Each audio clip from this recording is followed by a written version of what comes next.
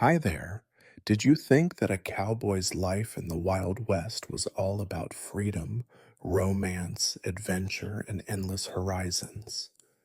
Think again. In reality, it was nothing like that.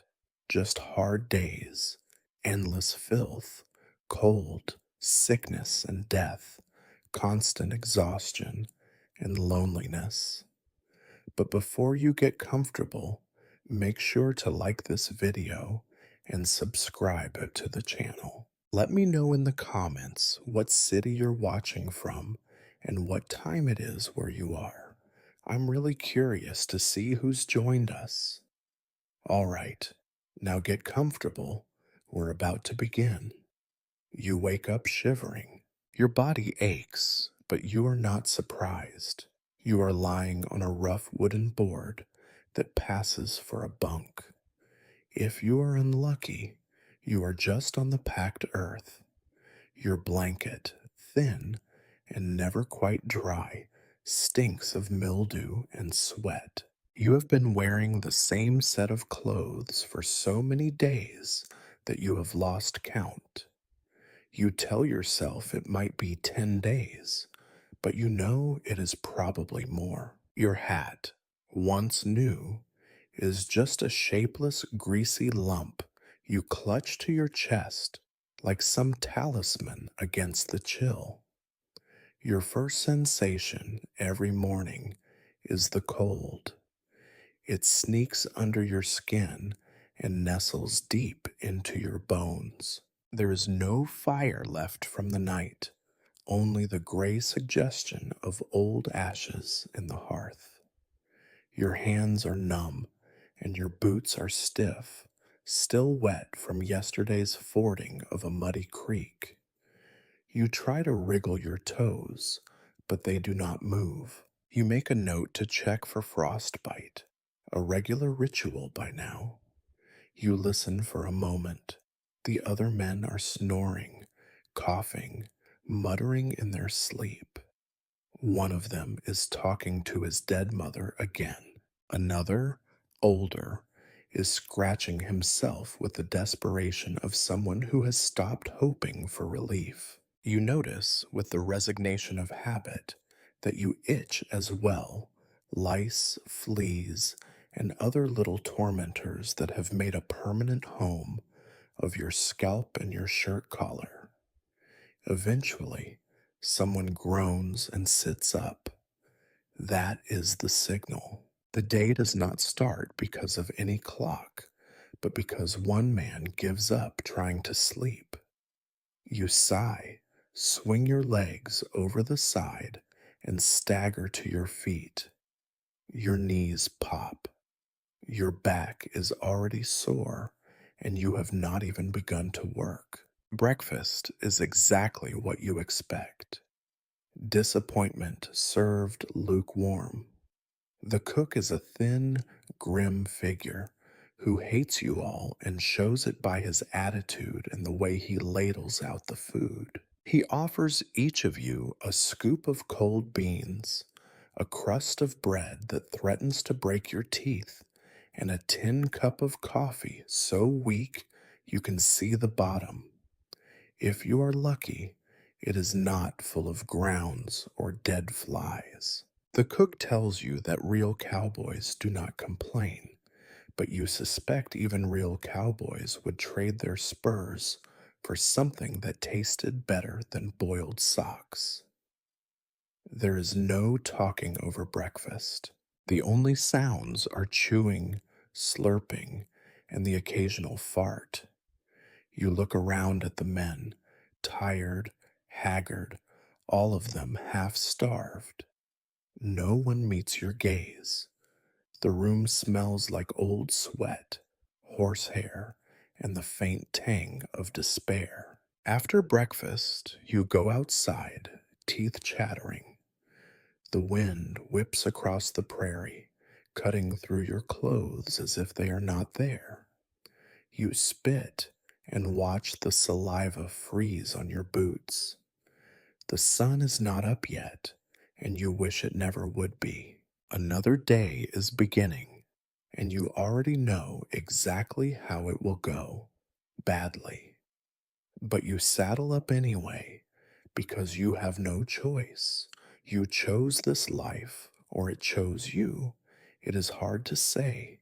You already know that nothing will get better today. You climb onto your tired horse and ride out into a world that wants to chew you up and spit you out.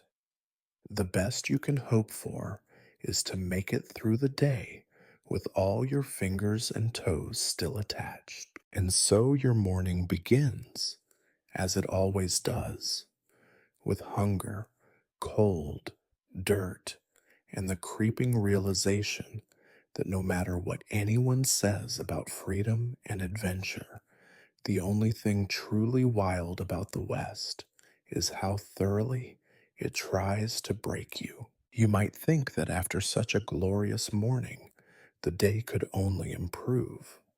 You would be wrong. It is time to work, and work on a cattle ranch is a symphony of filth, fatigue, and noise, played out in the key of relentless boredom. The first note of your daily misery is the stench of manure that hits you the moment you step outside. It is not a smell you ever get used to, it is just one you learn to stop fighting. Your boots sink into the muck around the barn, and you feel it oozing through the cracks in the leather. Every step is a reminder that your socks are already wet and the day has only just begun. The cattle are lowing, and the sound is somehow both plaintive and infuriating. They are hungry, confused, and eager to make your job harder.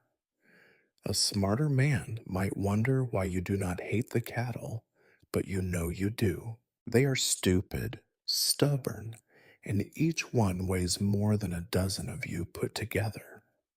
You pick up a battered shovel and start mucking out the stalls. This is a task with no end and no glory.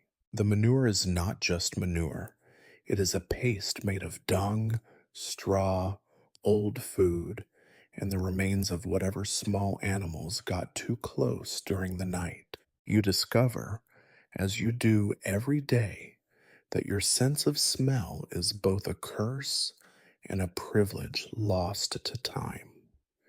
You scrape, scoop, and haul until your arms burn and you are covered in filth from your boots to your elbows. The foreman, whose only joy in life is shouting, makes sure you never forget how badly you are doing your job. He yells at everyone. He yells about the manure. He yells about the cattle. He yells about the weather, your posture, your attitude, and occasionally your parentage. You have learned not to take it personally. He yells at you not because you are special, but because you are there. He will keep yelling until his voice gives out, or until someone else does something even more idiotic than you. Once the stalls are clean enough to satisfy his impossible standards, it is time to drive the cattle out into the corral. This is where the real fun begins. The animals do not want to go where you want them to go. They would rather go anywhere else. You wave your arms, shout yourself hoarse, and watch as 1,000-pound steer stares back at you with the blankest eyes in creation. You realize, not for the first time, that you are just as trapped as they are, only you know it.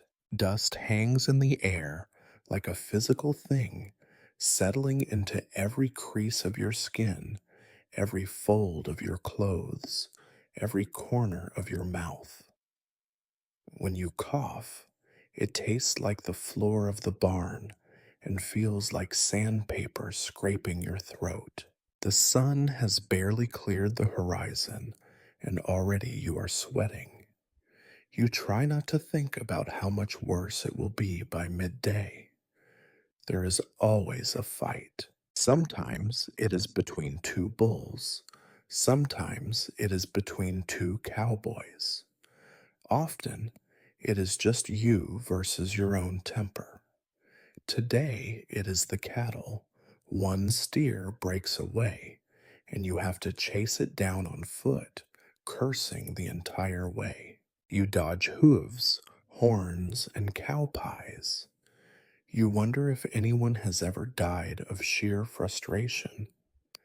Eventually, the animals are corralled, the stalls are passably clean, and the foreman's voice has dropped from a scream to a growl. You know better than to expect praise. The only reward for a job well done is that you get to do it again tomorrow. You look around and see your fellow cowboys. Their faces are streaked with sweat and dirt. Their eyes are dull, reflecting the same exhaustion you feel. Someone cracks a joke, but no one laughs. There is nothing funny about another 14 hours of this, and everyone knows it. You do not have time to dwell on your misery. There is always something else to be done: a gate to fix, a fence to mend, a horse to catch, or a cow to doctor. Every task is urgent and thankless. You do it not because you want to, but because there is no alternative. Work is not just what you do, it is who you are, and there is no end to it, not until you drop. And so, with a grunt and a sigh, you trudge back into the fray, shovel in hand, boots squelching, ears ringing with the endless chorus of cattle and complaints. The day stretches out before you, flat and endless, promising nothing but more of the same. You may have heard, somewhere between the fireside yarns and dime novels, that horses are the cowboy's best friend. You might even believe it for a little while, usually until your first real injury. Here, on the open range, you learn quickly: horses are not friends. Horses are survival. Horses are tools. And sometimes, horses are your most immediate threat. You start the morning by trying to catch your assigned mount.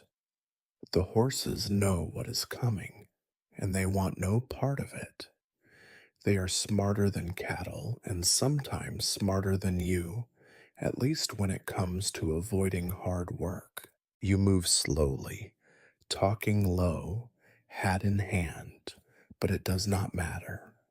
Your horse rolls its eyes, pins its ears, and bolts. You chase it for what feels like an hour, cursing the animal, the West, and whatever fate landed you here. Eventually, you corner the horse in the far corner of the corral, only to have it attempt to bite your shoulder when you throw the bridle on. With the saddle cinched and the horse glaring at you, you ride out to check the herd. There is no romance here. There is only distance and dust. Cattle are scattered for miles. You push them slowly across scrub and rocks, always alert for a sudden lunge, a sideways kick, or a steer that decides to bolt and lead a dozen others straight through a fence. Your horse stumbles in a prairie dog hole, and you have a split second to pray before you hit the ground, the air leaving your lungs like a punch from a blacksmith. Your horse, showing its affection, simply trots off and resumes grazing. Your head rings, you spit blood, wipe the dirt from your face, and limp after the animal. No one helps. They have their own horses to hate. You check the herd. Already, there are dead ones. Sometimes they die of snake bite, sometimes from bloat, sometimes for reasons nobody understands. You find a calf lying in the weeds, legs stiff, eyes staring at nothing. By now, the sight no longer shocks you. You prod the carcass with your boot, checking for signs of disease you barely know how to recognize. Your boss wants you to burn anything suspicious, but more often than not, you just drag the bodies to the edge of the pasture for the coyotes. The buzzards are already circling, as reliable as the sunrise. Some cows are missing. You spend the better part of an hour riding the fence line, searching for strays, praying you will not find more bodies. You find one, bloated and stiff, its tongue hanging out, picked over by scavengers. You remember, faintly, the time you cared. Now, you only sigh and take off your hat out of habit, a small, pointless gesture of respect. The cattle are not grateful for your efforts. They shove, they kick, they stare at you with blank malice. Some are sick, drooling green slime, limping on cracked hooves, covered in ticks. You try to rope a steer with a twisted horn, and the rope snaps, rotten, of course, leaving a stinging welt across your palm. You curse and wipe your hands on your jeans, leaving streaks of blood and dust. You remember when you thought the cowboy's life was all about open skies and freedom. Now, it is about chasing things that want to kill you, or at least ruin your day. Horses bite, kick, and roll over on you. Cattle trample, gore, and die for no reason at all. Every animal on the range seems determined to add another scar to your collection. The worst part is, you need them more than they need you. Sometimes you are sent out to gather strays alone, miles from camp, with nothing but a faulty compass and a prayer. You get lost, you get sunburned, you run out of water, your horse throws a shoe, and you are forced to walk back, cursing each rock and cactus. By the time you limp into camp at dusk, half delirious, you are greeted only by the laughter of your companions and the promise of another day just like this one. You realize, not for the first time, that here in the Wild West, your closest relationships are with animals that would gladly step on you if given the chance. Out here, nobody is your friend. Not your horse, not the cattle, not the coyotes, not even the dog that follows you for scraps.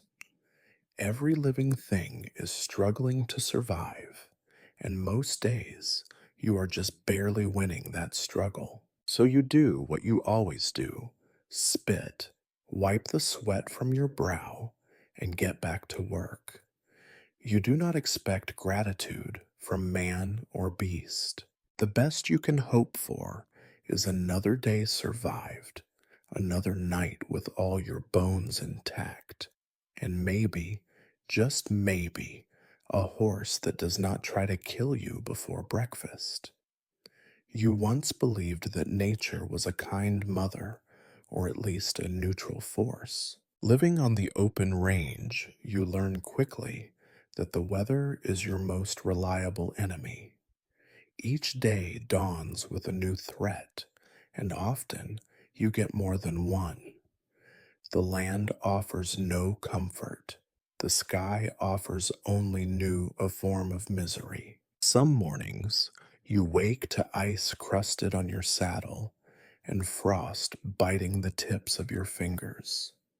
You shiver so hard your teeth ache. The wind howls straight through your threadbare coat and turns your breath to white ghosts that vanish before your eyes.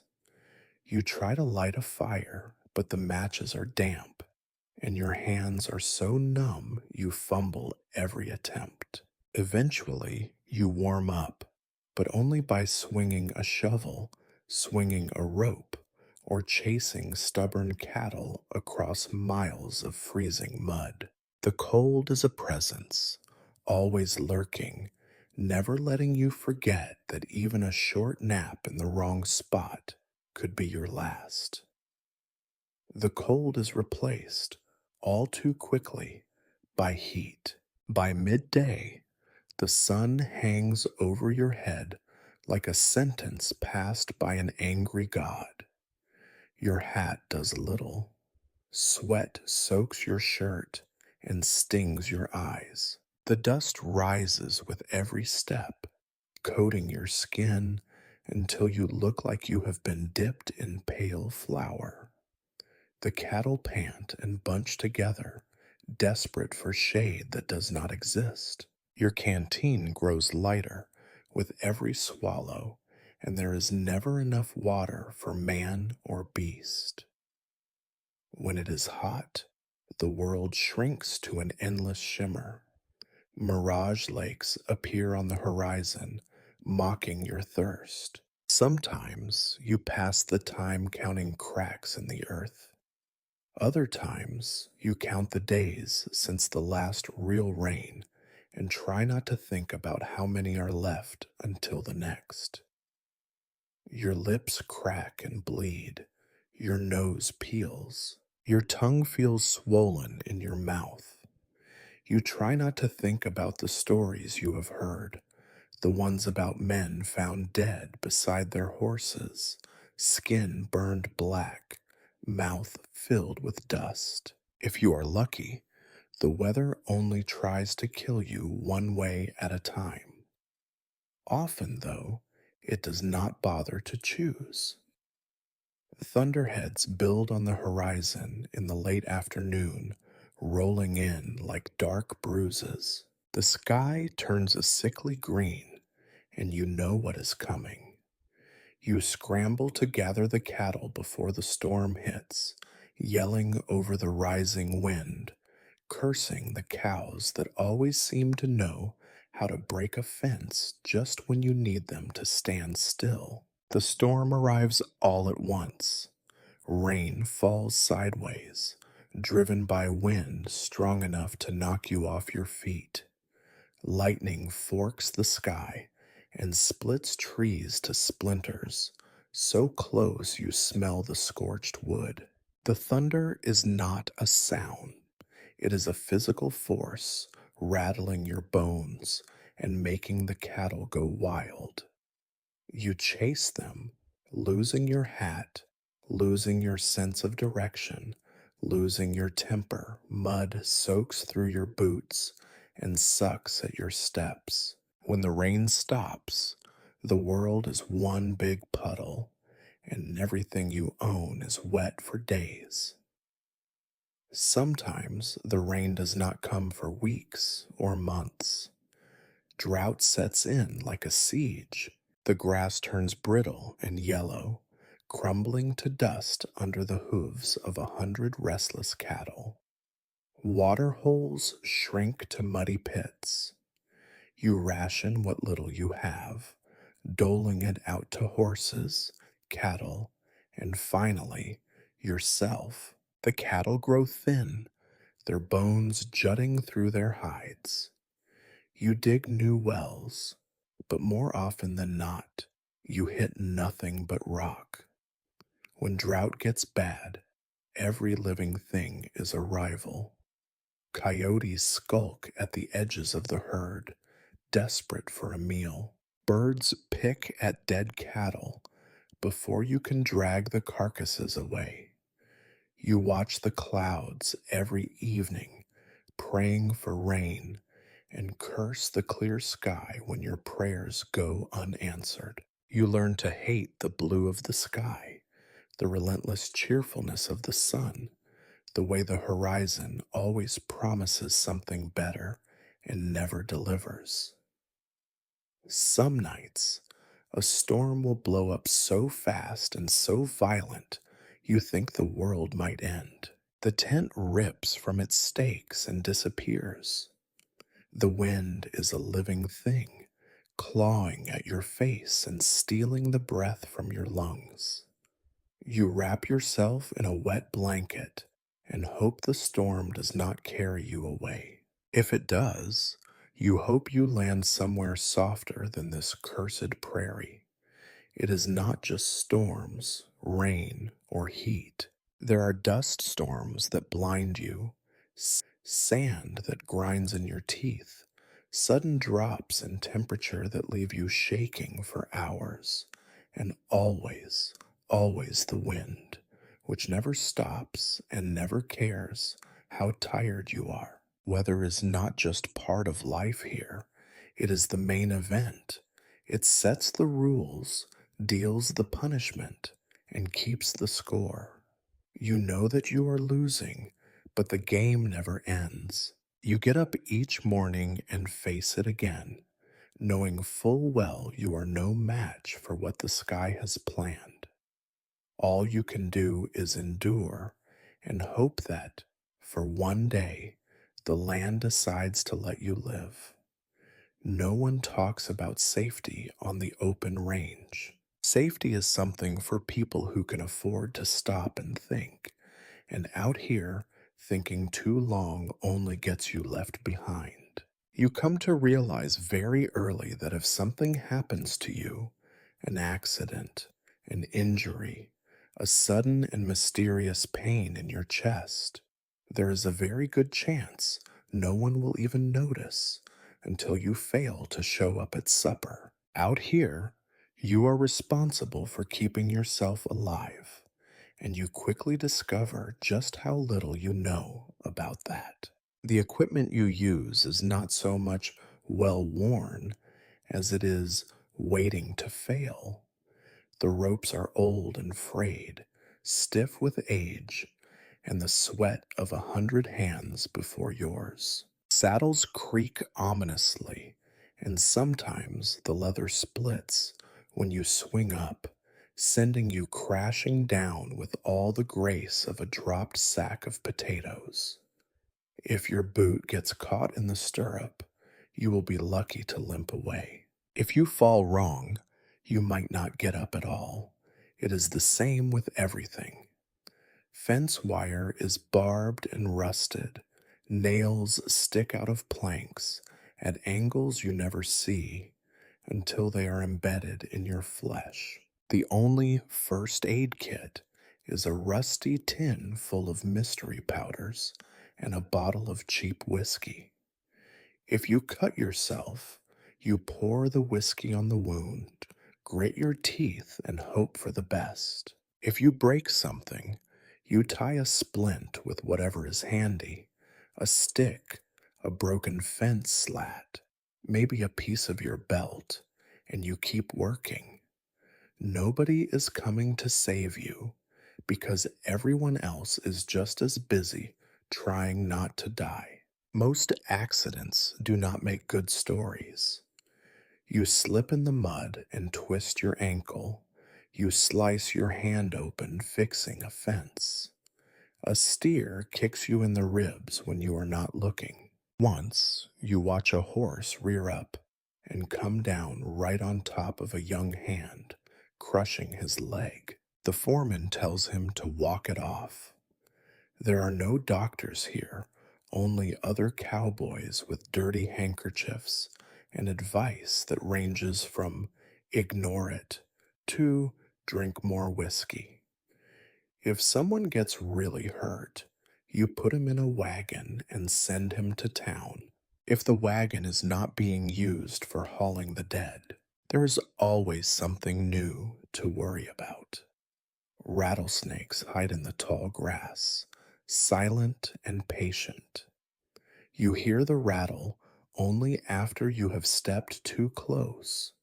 If you are lucky, you jump back and nothing happens. If you are unlucky, you get a face full of venom, a leg that swells up until your boot bursts, and a fever that leaves you babbling for days. If you are very unlucky, you just die quietly under a wagon while the others argue about who gets your boots.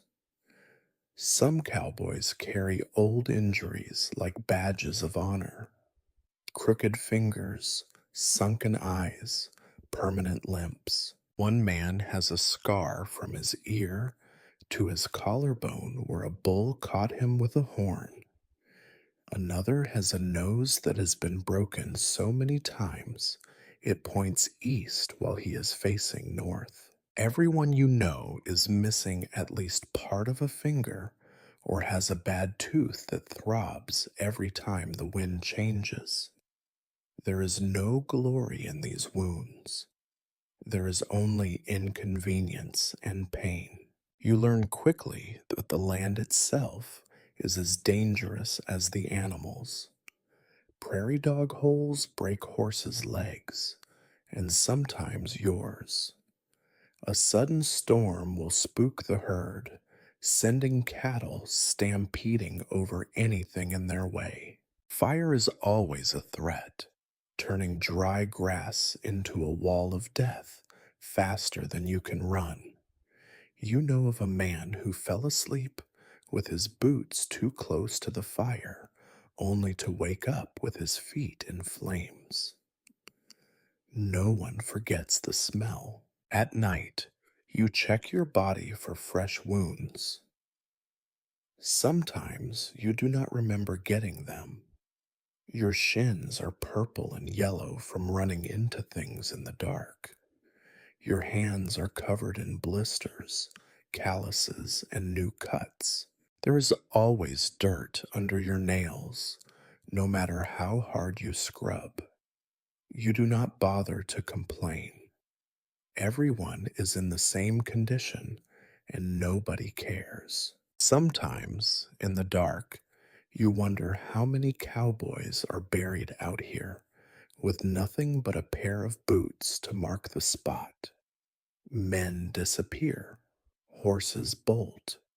Sometimes you find bones in the grass, stripped clean by the wind and the buzzards. You never ask who they were. The real lesson, the one that never makes it into the stories, is that no one, not the boss, not the other hands, not even the land, cares whether you survive another day. You could vanish tomorrow, and the work would go on. Someone else would swing a leg over your horse. Someone else would curse at your job, and your name would fade like everything else out here. Safety is for people who believe in luck. You, meanwhile, put your faith in habit, hard leather, and the hope that maybe, just maybe, you will wake up tomorrow with all your parts still attached. Out here, that is the closest you get to a happy ending. You used to have an idea of what a meal should look like. Perhaps you remember a table, real bread, a slab of meat that did not come from a can, even the occasional fresh vegetable. That is all gone now. Out here, cowboy food is less about nutrition or pleasure and more about survival with a side of gastrointestinal regret. Every morning, every evening, and sometimes at lunch, if you are particularly unlucky, you eat beans. Not the colorful kind from city markets, but plain, brown, hard beans that have been boiled, burned, or just barely warmed, depending on the cook's mood. Some say the beans are good for you, full of protein, stick to your ribs. After a few weeks, you start to believe the beans are simply another form of punishment. They fill your belly and empty your soul. The cook is a man who has long since lost the will to care. He stirs the pot with a stick he never washes, mutters to himself about the uselessness of cowboys, and doles out portions as if he were feeding swine. Sometimes, if he is in a generous mood, he throws in a chunk of salt pork, gray with age and tough as saddle leather. It sinks to the bottom of the pot, only to resurface in someone else's bowl. You chew the beans, you chew the salt pork, you chew and chew and chew, trying not to think about how many times this very meal has been recycled and reheated. There is bread occasionally. By bread, you mean a brick of flour, water, and the hope that it will not break your teeth. It is called hardtack, and it lives up to its name. You soak it in your coffee, which is itself a miracle of chemistry and endurance. The coffee is boiled down so black and bitter it peels the lining from your throat, yet still manages to be lukewarm by the time it reaches your cup. Sometimes there are grounds floating on the surface, sometimes an insect or two. No one cares. If you are lucky, the bugs are dead before you swallow. On rare occasions, someone shoots a rabbit or catches a fish. The news spreads fast. Real meat. For one glorious evening, the air is thick with the smell of burnt fur or scales, and everyone gathers around the fire. The meat is always overcooked, dry, and stringy, but it tastes like luxury. It disappears in minutes, and you are back to beans and bread before you know it. Most nights, your supper is washed down with water that tastes of mud, iron, and the ghosts of dead frogs. If the well is low, you ration it, sharing a single bucket among a dozen thirsty men. You watch the cook refill the coffee pot from the same water, and you try not to think about what else is swimming in there. You tell yourself that boiling kills everything. You hope you are right. The real enemy, however, is monotony. You crave anything else: an onion, a pinch of salt, even a sprig of wild sage. You remember stories of men who went crazy from scurvy, their gums swelling, teeth falling out, bellies bloated and purple. You wonder how close you are to joining them. Your bowels protest with regularity. Every man here farts, groans, and sometimes vanishes into the brush for hours, returning pale and sweating. You all agree not to talk about it. The worst is when supplies run low. Sometimes a storm cuts off the supply wagon, or the boss is too cheap to buy fresh stores. Then you scrape the last crusts from the barrel, boil down old bones for broth, or chew on strips of dried beef so tough they outlast your patience. Hunger sets in quietly, a gnawing ache that never quite leaves. Some men lose weight so fast their pants slide down, others grow hollow eyed and silent. You eat because you have to, not because you want to. Once in a while, you get a treat: a pie baked from wild berries, a tin of peaches, a bottle of molasses found in the bottom of a crate. For a few shining minutes, you remember what real food tastes like, and the mood around the fire is almost cheerful. It never lasts. The memory of sweetness only makes the next meal of beans taste worse. You wonder if anyone back east knows what you are living on. You picture ladies in fine dresses reading about the bold cowboy, never imagining that he is sitting in the mud, chewing cold beans, and dreaming of a meal that does not taste like regret. Out here, food is not about pleasure. It is about getting through another day, filling your stomach enough to keep moving. Tomorrow there will be more beans. There is always more beans. You might remember a time when being clean was part of daily life. Perhaps you grew up with soap, baths, a fresh shirt now and then. All that is gone. Here on the range, cleanliness is a myth, a joke passed around the campfire to see who can laugh without scratching. You wake up itching, always itching. It is never just the mosquitoes, though they are relentless. There are the fleas that nest in your blanket, and the lice that travel from scalp to scalp with all the industry and ambition of bankers in a city. There are ticks, too, hiding where the sun does not shine.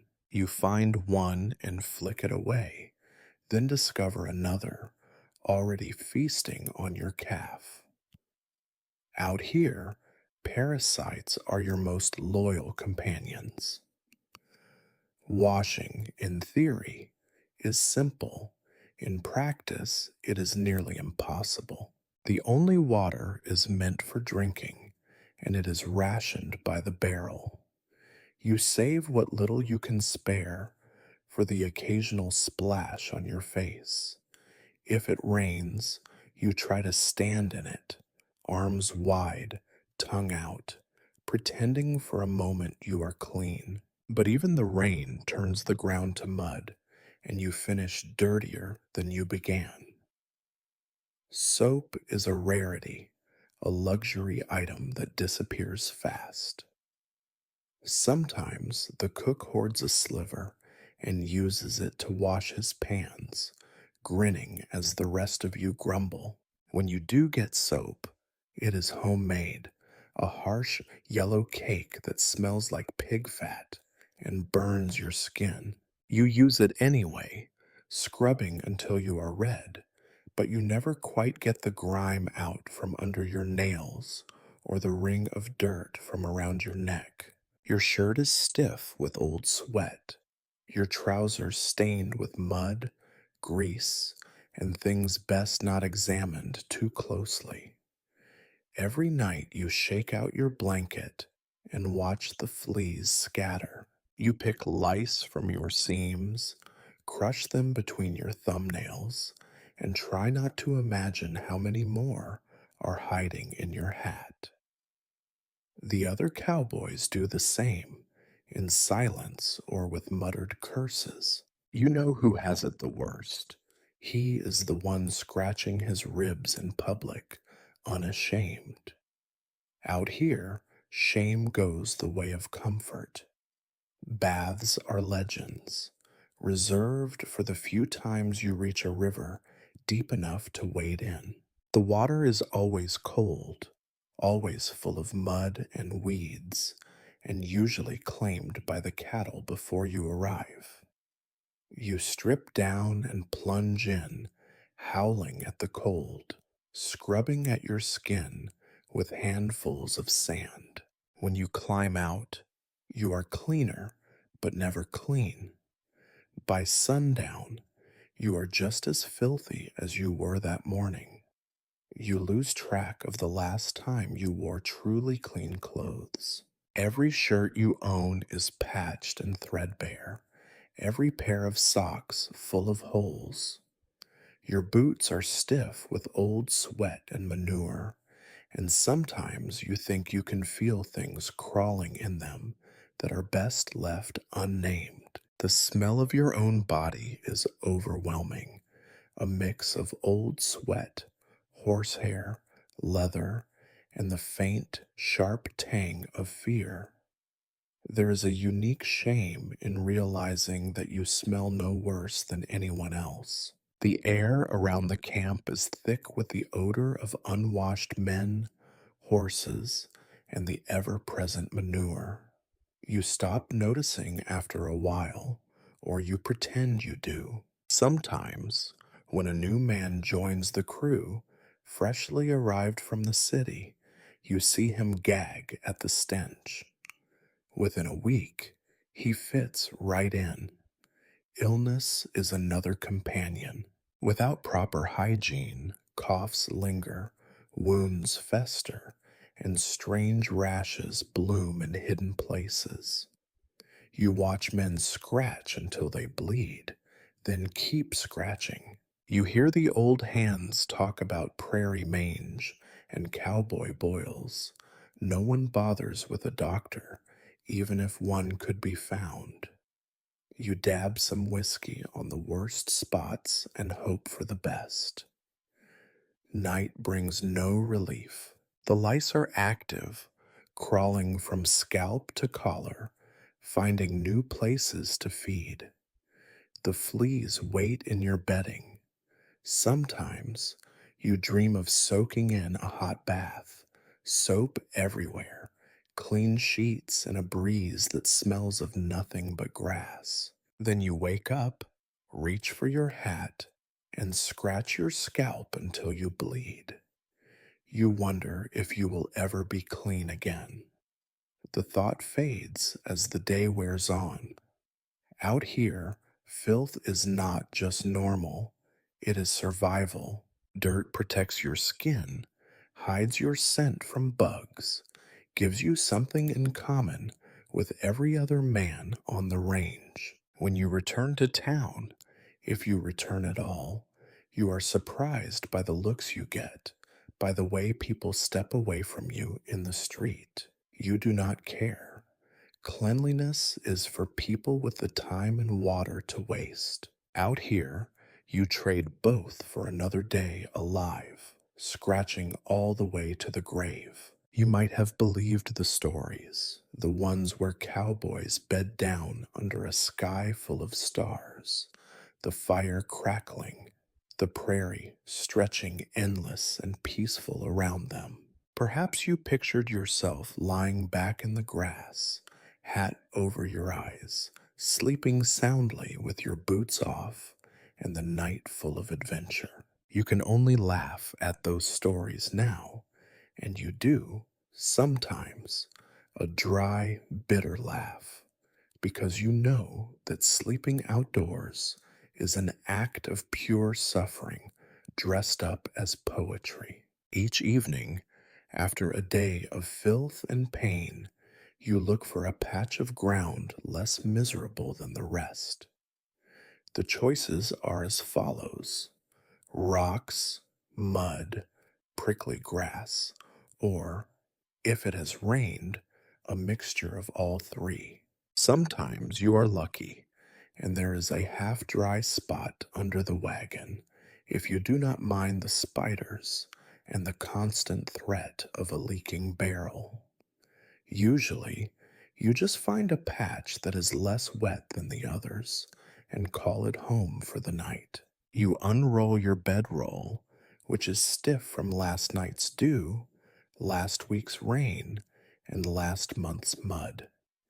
You shake it out and hope nothing living falls out. Something always does.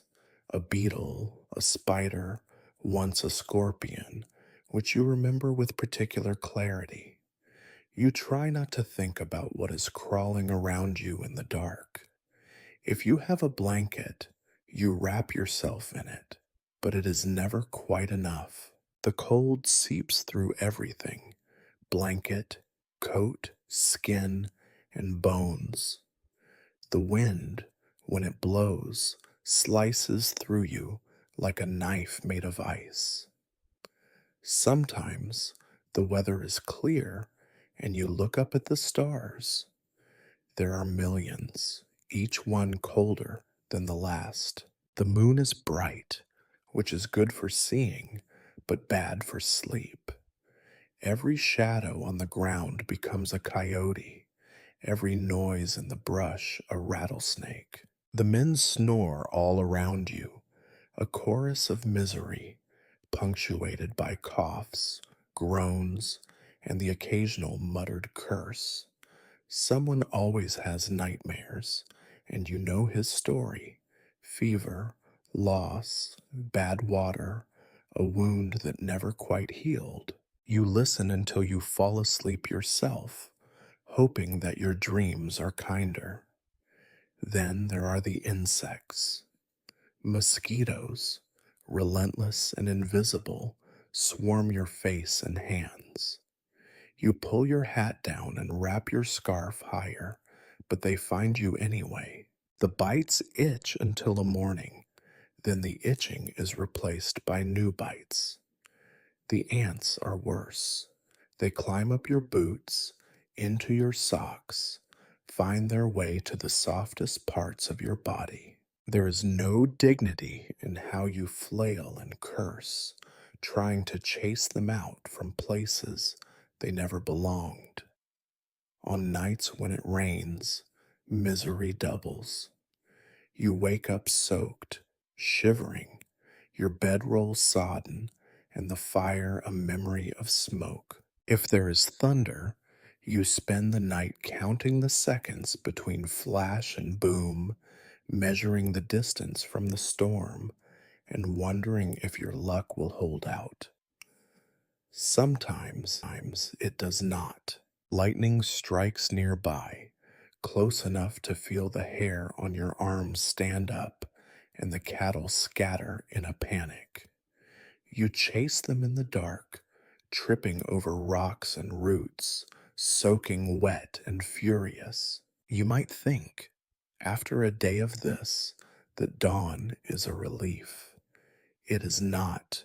You are stiff from the cold, your back aches from the uneven ground, and your face is puffy from bites. You sit up, brush the leaves and sticks from your hair, and try to remember the last time you woke up feeling rested. You never do. Sometimes the worst part is what you hear at night: coyotes yipping at the edge of camp, wolves farther off, owls calling from the trees.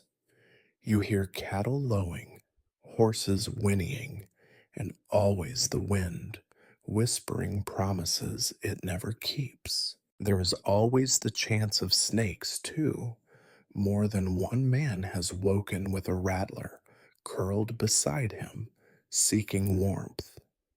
You learn not to move too quickly. You learn that fear is best swallowed and ignored, or else it will keep you awake until sunrise. Then there are your fellow cowboys. Some snore so loud you wonder how they survived in towns with neighbors. Others talk in their sleep, words half formed, secrets spilling out for anyone listening. Now and then, a man wakes up screaming, the past clawing at him. You stare at the stars and pretend not to hear. You have your own ghosts to wrestle with. On rare nights, when the air is soft and the wind dies down, you might almost enjoy it. The smell of sagebrush, the quiet of a world with no fences, the distant howls blending with the night. But those nights are rare, and they never last. Dawn always comes, and with it, another day of aching muscles, new bites, and the promise of another miserable night under the stars. You realize, as you kick the dirt off your boots and roll up your bed, that the poets who wrote about sleeping under the sky never spent a night here. If they had, they would have written about mud in your ears, bugs in your teeth, and the loneliness that wraps around you tighter than any blanket. Out here, the only romance is in surviving until morning. If you ever imagined that a cowboy's life was one of adventure, you have been badly misled. After the long day's work and the misery of setting up your bedroll on whatever patch of ground feels least hostile, you might expect the night to bring relief, laughter, camaraderie, perhaps even a hint of hope around the campfire. What you get instead is the slow, grinding boredom of men who have run out of stories and out of dreams, left with nothing but the relentless tick of wasted time. As the sun sinks behind the hills, the fire is lit, not for warmth, because the fire can barely fight off the cold, but for company. The circle forms, everyone dropping down onto logs, rocks, or just the dirt, staring at the flames as if answers might appear in the coals. You hold your tin cup of whatever passes for coffee tonight. It is barely warm, more grounds than liquid, but it gives your hands something to do. The smoke drifts into your eyes, stinging and sharp, and nobody bothers to move. You are all equally miserable, after all. You might expect stories, tall tales, wild adventures, jokes. Those happen sometimes, but only for the benefit of newcomers. Old hands have heard everything before, and no one is in the mood to laugh. The main topics are death, loss, and how bad things are going to get. Someone always mentions the last time a man died on the drive. Remember Billy, trampled by the herd near Sweetwater? Bones crushed to powder, another adds. Or that time we lost half the cattle in the river, washed away like nothing. Silence follows, broken only by the hiss of fat dripping from the pot into the fire. Other nights, the talk turns to who is missing, a roll call of men who walked off into the darkness, never to be seen again. Sometimes you hear a name you had almost forgotten, and you wonder if anyone would remember yours if you vanished. A few try to change the subject. One asks about the next payday, as if money could fix the ache in his back or the emptiness in his belly. Another asks if anyone has seen the boss, but everyone shakes their heads. Nobody ever sees the boss when there is real work to do. The fire flickers, throwing strange shadows on faces that are already hollow and drawn. Someone tries to tell a joke, but it falls flat, the punchline lost in the wind. There is always a story about someone getting sick, coughing up blood, or going mad with fever. You listen, not because you want to, but because there is nothing else to do. If you are lucky, someone sings a slow, mournful tune about a home that no longer exists. No one joins in. You remember the tune long after you have forgotten the words. You poke at the fire, watch the sparks jump, and try to ignore the sound of someone crying softly in the dark. Nobody says anything about it. Tears are just another kind of rain, and just as useless. Most of the talk is about cattle, how many have died, how many have wandered off, how many more you are likely to lose before this miserable job is over. Someone always knows the price of beef back east, and it is always lower than you need it to be. Now and then, the conversation turns to dreams of escape. Maybe I will head for California, says one, staring into the flames. Heard there is gold in the hills. Another wants to try his luck up north, trapping or prospecting or anything but this. These dreams never last. By the time the fire burns down, everyone knows they will still be here in the morning, saddling the same horse, riding the same range, eating the same beans, and telling the same stories. Sometimes a fight breaks out, usually over nothing. Maybe someone accused someone else of cheating at cards. Or maybe it is just the weight of too many bad days pressing down all at once. The blows are wild, clumsy, tired. Afterwards, no one apologizes. They just sit down again, rubbing their bruises, staring into the fire. Out here, grudges are too heavy to carry for long. You realize that the campfire is not a place for warmth or fellowship, but a place to wait. You are waiting for sleep, for morning, for something different. The fire dies down, and so do the voices. One by one, men drift off into the dark, each carrying his own burdens, each hoping the night will be kinder than the day. When you finally lie back, you stare at the stars, wondering if anyone anywhere is less happy than you are at this moment. The answer you suspect is no. The only thing the night brings is a few hours of uneasy rest and the certainty that tomorrow will be exactly the same. Out here, time is something to be endured, not enjoyed. You pass the hours as best you can, one tired story, one cold cup of coffee, one silent prayer at a time. When the world closes in around you, when the ache in your bones and the endless repetition of misery threaten to smother you for good, there is only one medicine the cowboys trust: alcohol.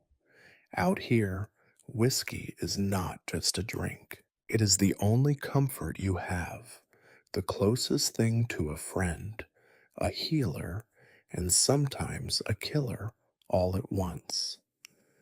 You remember the first time you tried the local stuff, back before your taste buds died.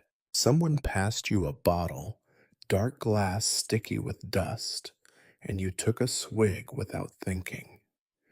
It burned its way down your throat, leaving a trail of fire and a sense that maybe, just maybe, you had finally tasted something stronger than regret. Since then, the bottles have kept coming. Some are store bought, some are homemade. Most are dangerous in ways you try not to imagine. Most of the liquor out here is not really whiskey. It is moonshine, a rough brew cooked up in battered stills, hidden in the brush, or behind the barn, or anywhere the boss is less likely to notice. No one really cares about the law. The law's too far away to matter. What matters is whether the drink puts you to sleep or puts you in the ground.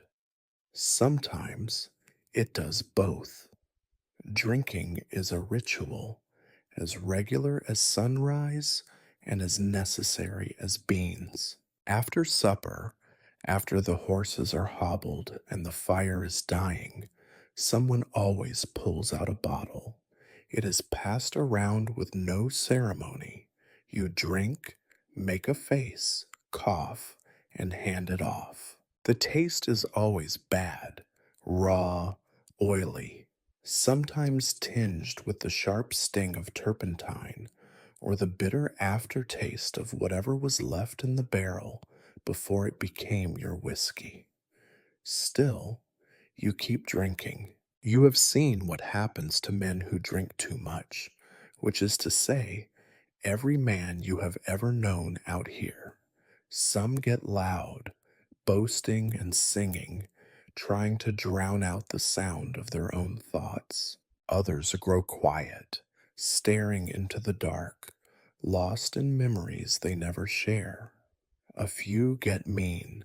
These are the dangerous ones, the ones who start fights for no reason and wake up with blood on their knuckles and no memory of how it got there. Sometimes a man drinks himself blind.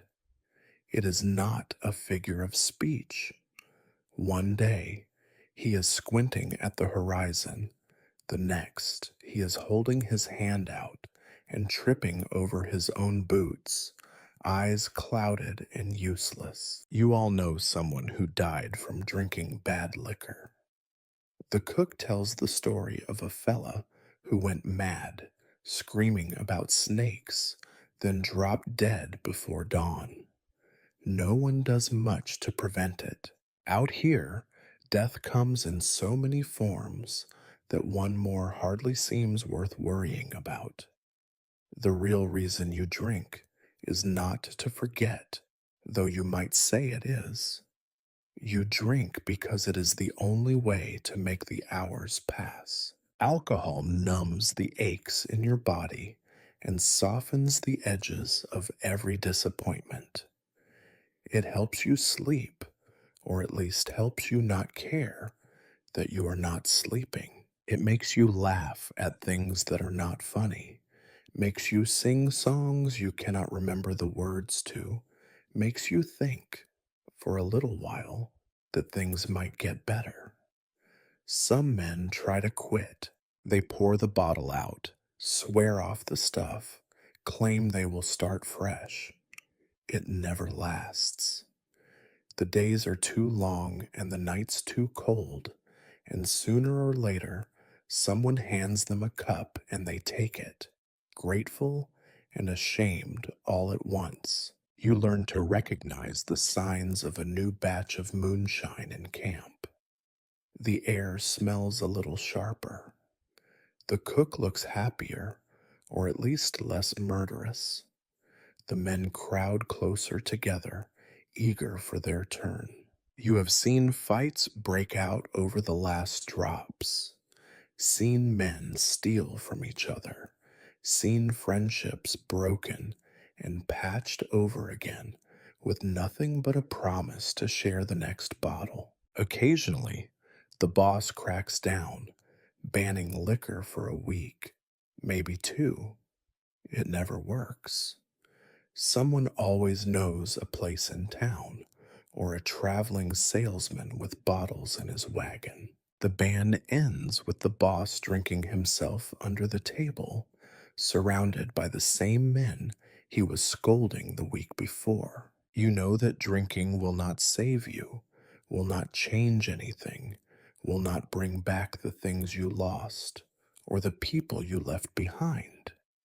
But for a few hours, as the fire burns low and the shadows dance, you can pretend. You can believe that there is still a reason to laugh, a reason to sing, a reason to get up in the morning and saddle your horse again. When you finally stagger off to your bedroll, the world spinning and your head full of nothing, you tell yourself you will drink less tomorrow. You never do. Out here, with nothing but beans, work, and the endless company of your own thoughts, alcohol is the only thing that makes sense. You may have been told that a cowboy's only worry is wild animals or the weather, but you learn quickly that men are just as dangerous, and usually more so. Out here, on the shifting edge of the law, you are surrounded by threats, and none of them look like the villains in a storybook. Some wear masks, some wear badges, but most look just like you. Bandits are always somewhere nearby, even when you cannot see them. The talk around the campfire is filled with stories of robberies, some true, some embroidered, none reassuring. You hear about gangs who ride out of the darkness, faces wrapped in filthy rags, guns in hand, voices as flat as the prairie. They want your horses, your cattle, your money, and sometimes your life if they are feeling mean or bored. Every so often, someone in camp will hear distant hoofbeats at night or see the shadow of a rider just beyond the firelight. You all sit up, guns close, pretending you are braver than you feel. The foreman tells you to keep your boots by your bedroll, your rifle loaded, and your eyes open. It does not help. You know that if a dozen men want your herd, there is nothing you can do to stop them. Sometimes, the only reason they do not attack is because you have nothing worth stealing. The towns are not much safer. You ride in for supplies, trying not to make eye contact, feeling every gaze on your back. The saloons are full of men with quick hands and slow tempers. Card games go bad over nothing. A look, a word, the way the coins land. Knives flash, fists fly, someone gets thrown through a window. You keep your head down and your money hidden because everyone is looking for an easy mark. If you are lucky, you only lose your week's wages to a sharper at the poker table.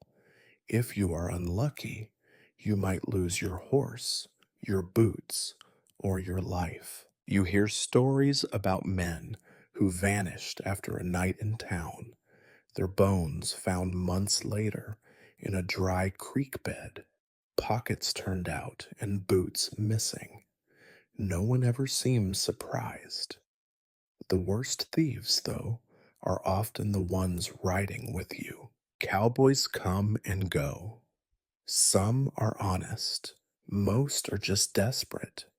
When times are lean, when supplies run short, or the pay is late, men start looking at each other's gear. You notice things go missing: a good knife, a pouch of tobacco, a half bottle of whiskey tucked under a saddle. You want to believe it is an honest mistake, but you know better. Trust is as thin as your bedroll and twice as full of holes. You catch a man once rifling through your saddlebag. He gives you a look, not angry, not ashamed, just tired. You threaten to break his nose, but you both know you will not. Tomorrow, you might need him to pull you out of a creek or stand guard while you sleep. You can not afford an enemies out here, even small ones. Sometimes the boss is the biggest thief of all. He shaves off your wages, claims there are deductions for meals, for gear, for the privilege of sleeping under the stars. He tells you there is nothing you can do about it, and he is right. You think about running, but you would only end up on another ranch, working for another man just like him. Then there are the gunmen, men hired to protect the herd, or so they say. They swagger around camp, pistols on their hips, quick to anger and slow to smile. You have seen what happens when one decides to settle an argument with a bullet. It never ends well. You keep your distance, eyes low, hoping they find someone else to bother tonight. Every man is armed, and every man is afraid. At night, you sleep with one eye open, your hand never far from your rifle. You know your neighbors, but you do not trust them. You know their stories, but you do not believe them. Out here, a friend is just someone who has not stolen from you yet.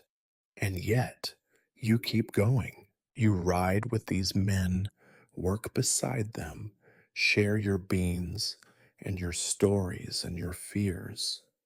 You do it because you have no choice, because there is nowhere else to go. You learn to live with the danger, to laugh it off when you can, to fight back when you must. You tell yourself that tomorrow will be better, that the worst is behind you. But in your heart, you know the truth. Out here, the real danger is never the wolves, or the snakes, or the storms. The real danger is always waiting in the shape of another man. If you ever thought you might get a day off, you were deluded. Out here, there is no Sunday, no rest, no holidays. The only difference between one day and the next is how tired you are when the sun goes down. The cattle do not care what the calendar says. The boss does not care how you feel. The work never stops, and neither do you. You wake before dawn every day, not because you want to, but because you must. The sky is still dark, the stars fading, and already you hear the first shouts from the foreman. His voice is the rooster you never had, a constant reminder that sleep is just another thing you have lost. You pull on your boots, which never truly dry, and stuff your hat on your head, which never really fits. Your body aches in places you forgot you had. Breakfast is the same: beans, hardtack, maybe a cup of weak coffee if the cook is feeling generous. No one talks about plans for the day because every day is the same. You already know what needs doing, and so does every man in camp. If you are lucky, there are only fences to mend and horses to catch. If you are unlucky, a storm has rolled through and scattered the herd, or someone has fallen sick and you have to pick up the slack. You work until your hands are raw and your back is bent. There are no shifts, no scheduled breaks, no just 5 more minutes. If you stop, it is because you have fallen down or been thrown from a horse. You ride miles every day, chasing cattle, moving them from one patch of grass to another, always watching for strays, always losing a few.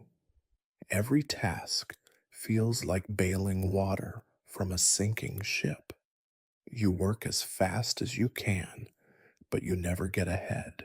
Sometimes the monotony is broken by catastrophe. A fence goes down, and you are out in the sun for hours, stringing barbed wire with blood running down your palms. A horse goes lame, and you walk for miles, leading it back to camp, cursing with every step. A cow goes missing, and you spend half the day searching, the other half explaining to the boss why you came back empty handed. None of it matters. The next morning, the list of chores is just as long, and you are just as tired. The cows do not wait for you to recover. They wander off, break through fences, get stuck in mud, fall into ditches, or simply disappear. You chase them down, haul them out, drag them back, day after endless day. Sometimes you wonder if you have become part of the herd yourself, just another creature to be driven and shouted at. There is no such thing as a weekend. When Sunday comes, the only change is that you might shave or you might not. The boss sometimes goes to town, but you stay behind. The work piles up faster than you can finish it. If it is a holiday, you do not notice. You do not celebrate your birthday or Christmas or anything else. The calendar is as empty as your pockets. Rain, shine, snow, wind, it does not matter. You work in all weather, and the weather is rarely kind. On the hottest days, your sweat soaks through your clothes, and your tongue sticks to the roof of your mouth. On the coldest nights, your fingers are so numb you can barely hold a rope. You never stop moving, because if you do, you might freeze where you stand. There are no sick days. If you are hurt, you keep working. If you are sick, you keep working. If you cannot work, you are sent down the trail to town, and someone else takes your place. You have seen men ride with fevers, broken bones, open wounds. You have seen men die in the saddle, their bodies strapped upright so the boss can get a full day's work before hauling them off. No one gets a break, and no one expects one.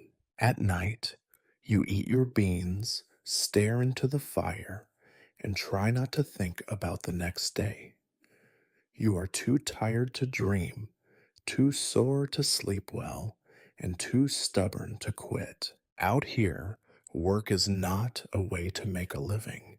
It is the only thing that keeps you from thinking about how empty the rest of your life has become. Some days, you wonder how long you can keep going. The answer is always the same: one more day, and then another after that. You have lost count of the weeks, the months, the years. They blur together in a haze of dust and sweat. You started this job thinking it would be an adventure. Now you know the truth. It is just work, and work without end. You did not come to the West thinking about death, but it finds you anyway. Loss, injury, and dying are part of the scenery, as constant as the dust in your teeth and the ache in your bones. No one speaks much about it, not because they are brave, but because there is no point. Out here, risk is just another word for living. The first time you see a man get hurt, it happens so quickly you almost do not believe it. A horse slips in a gopher hole, and the rider is thrown like a rag doll. You see him hit the ground, his arm twisted at an angle. Arms are not meant to go. There is a moment of silence, then someone mutters, "Get up, you old fool." He tries, but he cannot. Two men help him to his feet, and he rides back to camp with his arm lashed to his side. No doctor comes. No one expects one. The cook pours whiskey on the wound, wraps it in a dirty shirt, and the man spends the next month doing chores with his good hand. You watch and you learn. Nothing stops for a little pain. Wounds are part of the job. You are always getting cut, bruised, or burned. Fences bite into your palms. Saddles rub your legs raw. Ropes snap, and the sting leaves welts for weeks. One day you might get a splinter so deep it festers, turning your finger red and angry. Another day, you step on a nail and limp for a week. No one slows down for you. If you complain, someone tells you to walk it off or drink more whiskey. Sometimes that works. Sometimes it does not. There are worse injuries too. Once you see a steer turn on a man, catch him with a horn, and toss him like a sack of grain.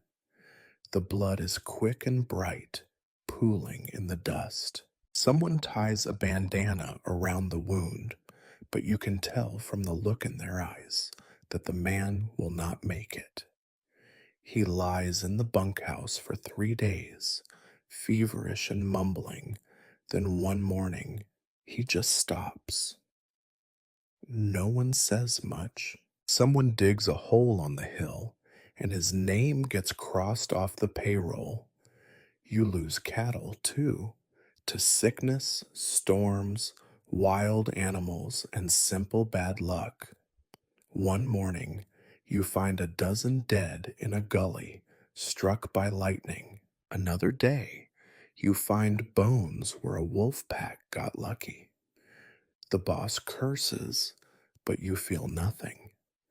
Death is everywhere, and after a while, it does not seem to matter whose it is.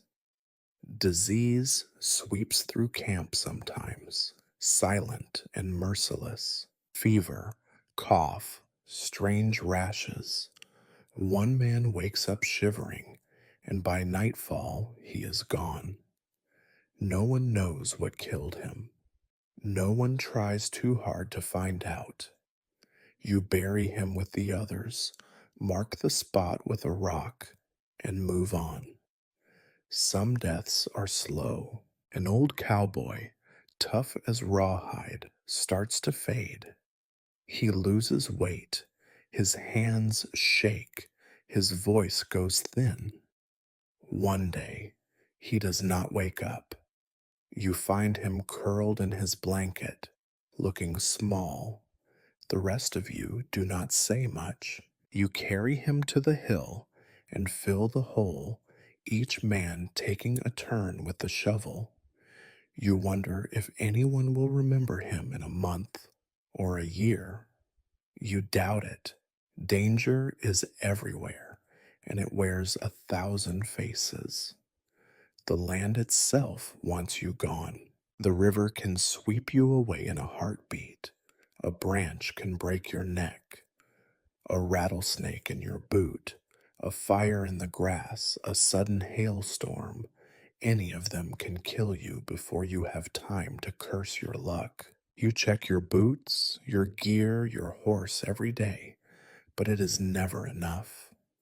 Bad things happen fast, and when they do, you are usually alone. Sometimes you think about home, wherever that was. You remember people worrying about little things, a scraped knee, a cold, a lost pet. Out here, you do not have time for that. A scraped knee becomes an infection, a cold becomes pneumonia, a lost man is just another mouth you do not have to feed. You get used to funerals with no words, to men who vanish with no trace, to the feeling that every day is a coin toss. You keep going because that is all there is. If you die, the work goes on. Someone else will ride your horse, wear your boots, and take your spot by the fire. You stop fearing death, not because you are brave, but because you are too tired to care. Each day survived is a victory, even if it does not feel like one. The only certainty is that tomorrow will bring new risks, new injuries, and new losses. Out here, you do not count your blessings, you count your scars. If you ever thought the boss might be a father figure, a wise leader, or even a decent man, you were fooled. Out here, the boss is another force of nature, unpredictable, uncompromising, and about as warm as a rattlesnake in January. You learn early that the boss does not care about your comfort, your dignity, or your dreams. The only thing that matters to him is the job and whether you can keep up. He is usually the first to wake, though you suspect he never really sleeps. His voice carries through the morning darkness, barking orders before you have even had a chance to swallow a mouthful of cold beans. Move faster, he yells. Stop your whining, he adds, whether or not anyone is whining. He always finds something wrong with your work, even on the rare days you do everything right. The fences are too loose, the herd is too scattered, the tack is never clean enough. If you are slow, he threatens to dock your pay. If you are hurt, he tells you to shake it off. You have seen men stand up to the boss. It never ends well. The boss is quick with his fists, quicker with his temper, and never one to waste time on explanations. Arguments are won with a glare, or, if that fails, a well aimed boot. He has a way of making you feel small, no matter your size. He keeps the crew in line with threats, promises he never intends to keep, and the cold certainty that anyone can be replaced. Payday is his favorite trick. He tells you what you are owed, then deducts for every meal, every piece of equipment, every imagined slight. If you protest, He waves you off, reminds you that there are plenty of men looking for work, men who will not complain, men who do not ask questions. You swallow your anger and take what you can get because you know he means it. The boss is always watching. He knows when you cut corners, when you sneak an extra biscuit, when you spend too long by the fire. He keeps a mental ledger of every mistake, and he never lets you forget it. Praise is rarer than a rainstorm in July. When it comes, it is so faint and grudging you are not sure you heard it at all. You wonder if the boss was always like this, or if the land turned him hard. Some say he lost everything in a bad winter. Others claim he was born mean. Whatever the truth, you see no sign of kindness in his eyes. He works as hard as anyone, maybe harder, but never for the sake of the crew. If someone falls behind, the boss does not offer help. He tells the others to pick up the slack, and if they do not, he reminds them what happened to the last man who could not keep up. The only time the boss seems human is when he drinks. After a long day, he sits by the fire with a bottle, staring into the flames, jaw clenched and silent. Sometimes he tells a story, usually about a man who crossed him and paid the price. You listen because you have no choice, but the lesson is always the same. Trust no one, complain to no one, and never expect a break. Now and then, you see the boss ride off alone, disappearing over the horizon for hours or days. When he returns, he is quieter, his mood darker, his orders sharper. No one asks where he went. You suspect he has his own ghosts, but you know better than to mention them. Fear keeps the crew moving. You fear losing your job, fear the boss's temper, fear the stories whispered after dark about men who vanished after one argument too many. There are always new hands passing through, hoping for something better, leaving when they realize there is no such thing. Some men dream of running their own outfit someday, but you know the truth. The boss is a warning, not a role model. Whatever made him this way, you want no part of it. You do the work, keep your head down, and hope that one day you will have saved enough to leave. Until then, you answer to the boss, the hardest, coldest man you know, whose only mercy is that he treats everyone with the same contempt. You might imagine that, cut off from the world as you are, a letter from home would feel like a lifeline. In reality, the post is rare and usually as welcome as a kick from a mule. Out here, news travels slow, if it travels at all. Most days, you are lucky if you remember what month it is, let alone which year. The mail arrives in bursts, weeks apart, brought by a rider who looks as tired as you feel. When he comes, he is treated like a ghost or a prophet, but only for a moment. He tosses a sack onto the ground and disappears, off to the next patch of nowhere. The boss collects the mail and sorts it with the same care he uses to count his money, fast, with no patience for questions. Sometimes you get a letter. Sometimes you do not. You watch as the others tear theirs open, those thin, crumpled sheets of paper covered in ink that is already fading. A few read their news silently, lips pressed tight. Some smile, more frown, and one or two walk away, paper clenched in a shaking hand. Most times, the letters are short. We are fine. The farm is still here. The baby is walking.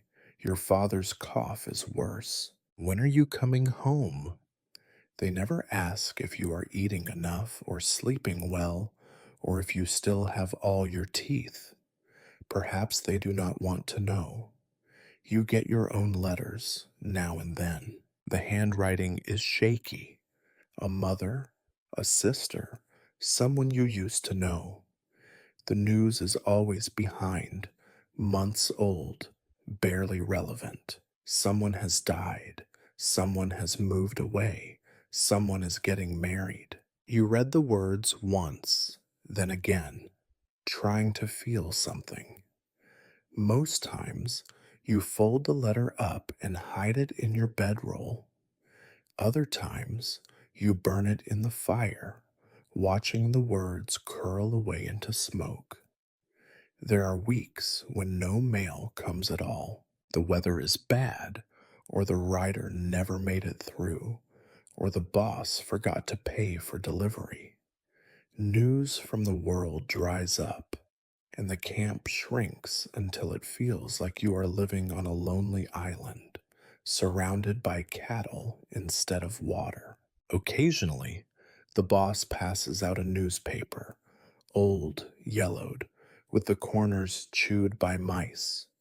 You fight over it, hungry for something, anything, that is not about cows or fences. You skim the headlines, but nothing makes sense. The wars, the elections, the inventions, the scandals, they might as well be fairy tales. The world you left behind moves on without you, and you move on without it. Most of the news that comes is bad. A letter from home brings word of sickness, of hard times, of another friend gone. You hear about droughts, fires, banks collapsing, railroads swallowing up land. Sometimes there are stories of fortune. A cousin struck gold. A neighbor found work in the city. These stories are never about you. They are warnings or reminders that the world does not care where you are or what you are doing. The only news that matters out here is the gossip you trade over beans. You hear about another ranch gone bust, a foreman run off with the payroll, a hand who shot his own foot cleaning his gun. Sometimes you get a rumor that a cattle drive is headed your way, that the price of beef is going up, or that a marshal is cleaning up the nearest town. These rumors float through camp like smoke, never settling, never lasting long. You write your own letters once in a while. You try to say something worth saying, but the words come out flat. You tell them you are fine, that the work is hard but honest, that you are saving your money and planning to come home. You never mention the loneliness, the hunger, the fears that you have become someone they would not recognize. You do not want to worry them, and besides, you are not sure they would understand. When a letter comes with money inside, the boss takes his cut, claiming it is for safekeeping. When it is only words, he hands it over with a sneer. You learn not to expect much, and you are rarely disappointed. You keep your old letters as proof that you existed somewhere else, that someone once cared enough to write. Some men have stacks of them, tied up with string. Others have only a scrap or two. All of you are haunted by what you cannot say and what you will never hear. Out here, news from home is a reminder of what you have lost and what you are never likely to regain. The world keeps turning, whether you are in it or not. If you believed the stories, You might have expected the West to be full of adventure and romance, wild women with untamed hair, quick smiles, and a weakness for dusty cowboys. You probably pictured yourself tipping your hat to some beauty in a sunbonnet, maybe even finding love over a fence post or a campfire. Like most things out here, the truth is far less exciting and a lot more grim. Women on the ranch are rare, and when they do appear, they are nothing like the heroines from books or the singers in saloon songs. Most are here because they have no other choice. A widow left behind by a husband lost to fever or a snake bite, a daughter too tough to stay home, or a woman brought west by a man who promised more than he could deliver. You see them sometimes, sleeves rolled up, face set, hands raw from scrubbing and lifting. There is no mystery here, only hard work and exhaustion. You might go weeks, sometimes months, without seeing a woman at all. When one does show up, maybe the boss's wife, maybe a cook, maybe a girl riding in from a nearby claim, the camp changes. The men get quieter, eyes fixed on the ground, hats twisted in nervous hands. The braver ones try a joke, a smile, a boast about how many cattle they roped that morning. The women, for their part, have heard it all before. They are too busy carrying water, patching shirts, or hauling wood to bother with cowboys' talk. If you are foolish enough to hope for romance, you will be quickly disappointed. Out here, there is no time for courtship, no space for gentle words or secret notes. The land is too hard and the days too long. You have seen a wedding or two, simple affairs, a few words mumbled by the boss, a shared meal, a pair of rings twisted from wire. You do not envy the bride. She gets no white dress, no party, only a lifetime of chores and the hope that her husband will not drink himself to death before the next winter. Sometimes talk turns to the women in town, saloon girls, the ones with painted lips and tired eyes. Some men save their wages for months to spend an hour with a woman who smiles because she is paid to.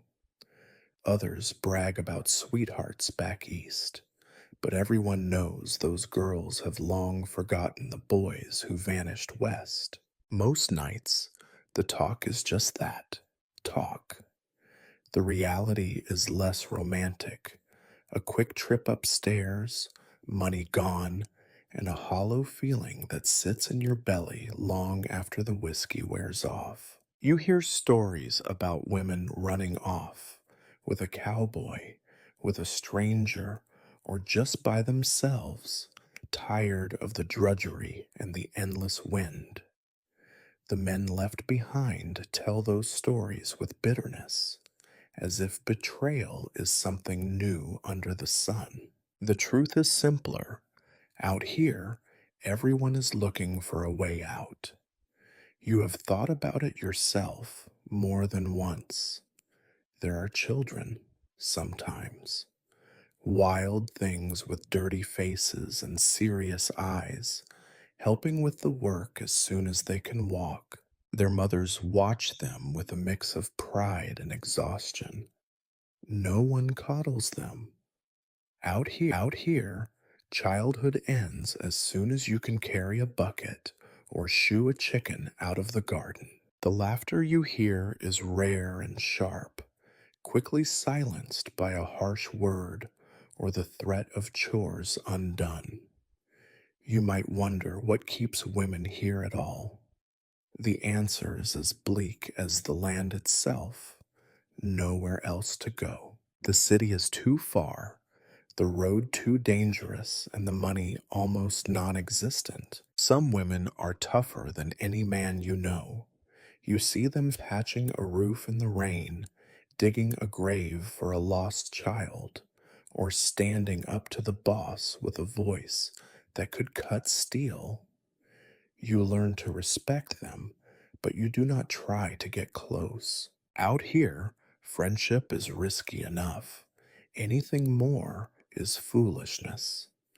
If you manage to talk to a woman, the conversation is practical: weather, chores, sickness, cattle, the price of flour. No one flirts, not really. No one expects to be swept off their feet. You might share a smile or a joke or even a quiet moment at the well. But romance, the kind you read about, is something you leave behind, along with clean shirts and dreams of easy living. Some nights, lying under the stars, you remember what it was like to want something more. You remember the softness of a hand, the sound of a laugh, the hope that maybe, someday, you would find someone who made all of this worth it. Then morning comes, and you put the thought away. Out here, love is a luxury no one can afford. So you wake, you work, you watch the women do the same, and you wonder who will be left when the next wagon rolls through. Myths are for stories told in the dark. Out here, disappointment is the only thing you can count on.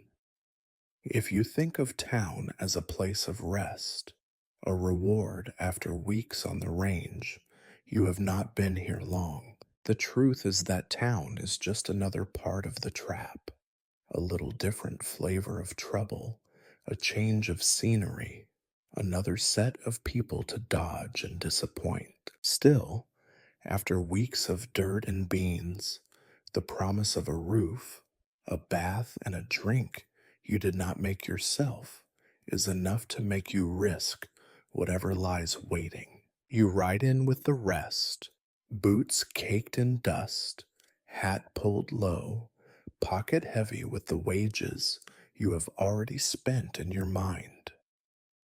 The main street is little more than a track lined with false front buildings. Everything looks tired: the hotel with its leaning porch, the general store with empty shelves, the livery reeking of old hay and new manure. But you are not here for the sights. You are here for the saloon, a battered double door, the sound of a piano missing half its keys, and the laughter of men who are just as lost as you. You tie your horse and walk inside, squinting through the haze. The air is thick with sweat, spilled whiskey, and the sour scent of disappointment. The bartender sizes you up the way a butcher sizes up a side of beef. You pay for a drink and hope it is strong enough to kill whatever lives in the glass. The first sip burns. The second does nothing. The third is the only thing that feels familiar. The saloon is the one place you can forget yourself, if only for an hour. Cards slap against the table, coins clink, and the talk is rough. Some men boast of fortunes made and lost. Most lie about both. There are fights, always. Sometimes it is over a hand of cards, sometimes over a woman, usually over nothing at all. You learn to keep your back to the wall, your hand close to your belt, and your tongue behind your teeth. The women here are tired, painted faces and practiced smiles, more interested in your coin than your company. You might pay for a dance or an hour upstairs. Neither lasts. You wake up the next morning, pockets lighter, heart heavier, wondering what you thought you would find. If you try to sleep in the hotel, you pay too much for a bed that is too small, a mattress full of lice, and a window that rattles in the wind. Still, for a little while, you enjoy the illusion of comfort. You might even take a bath, watching the water turn black as you scrub away weeks of mud. You step out clean and cold, and 5 minutes later, the dust finds you again. The store is a disappointment. You need new boots, new gloves, maybe a razor, maybe a treat to remind you of home. Prices are high, supplies are low. The shopkeeper looks at you like a wolf eyeing a lame calf. You buy what you must, haggle over the rest, and leave with a sack half as heavy as you hoped. It is easy to lose track of time in town. You drink more than you should, gamble away what you have, wake up with a headache and a memory of someone else's anger. Maybe you make friends for a night, men who promise to ride with you forever and forget your name by morning. Sometimes you find yourself staring into the bottom of a glass, thinking about the herd, the boss, and the long ride back. There are dangers here too, maybe more than on the range. The sheriff is usually drunk, sometimes worse. He might nod at you, might ask for a bribe, might drag you into the street for looking at him the wrong way. Outlaws blend in with the rest. One day, a man is your friend. The next, he robs you blind. Guns settle arguments, and nobody likes a stranger who wins. You think about leaving, about taking your pay and heading somewhere else. You hear about gold in the hills, easy money in the next town, work on the railroad. You know it is all lies, but hope has a way of surviving even here. You promise yourself that next time will be different, that you will save your money, keep your head, avoid the saloon.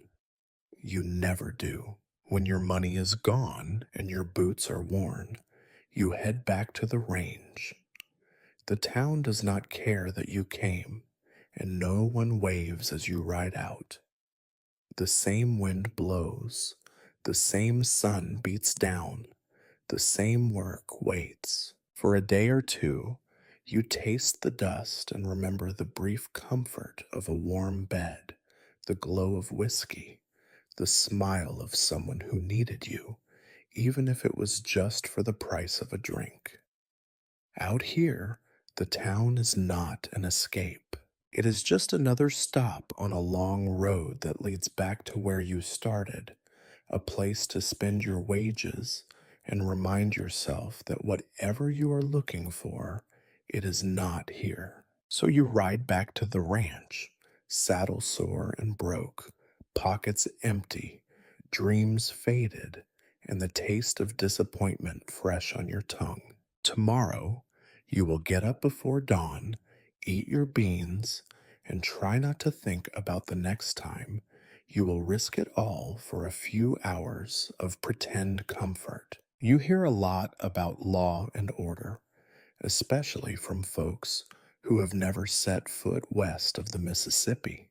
They picture sheriffs in shining badges, justice riding swift on the heels of a brave posse, and the wrongs of the world put right before sunset.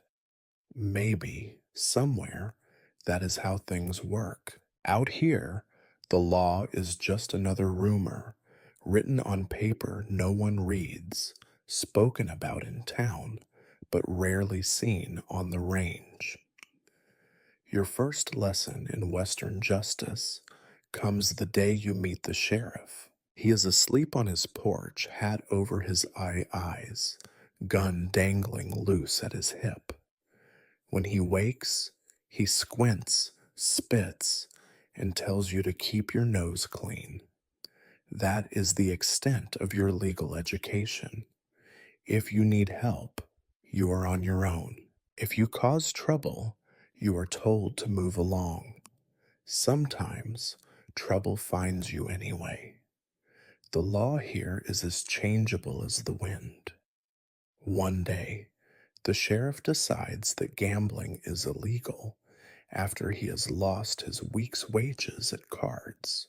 The next day, drinking in the street is banned, but only after he stumbles into the saloon and empties every bottle within reach.